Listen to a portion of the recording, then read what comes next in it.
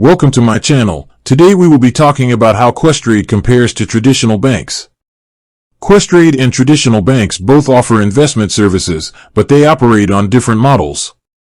The main differences are in their fees, product offerings, and customer service. Traditional banks often charge higher fees for trading stocks and ETFs.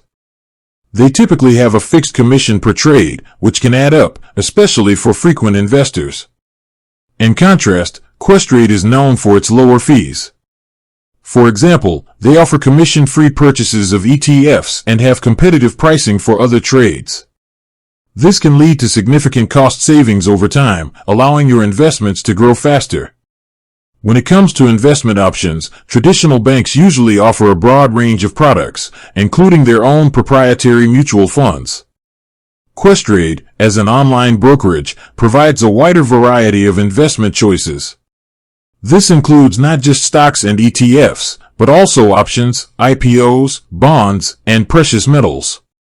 This gives you more flexibility to build a diverse portfolio that suits your strategy. Finally, there's the difference in customer experience. Traditional banks have a physical presence with branches and in-person advisors. This can be a benefit if you prefer face-to-face interaction. Questrade is a digital-first platform. Their customer service is primarily online through live chat and email, with phone support also available.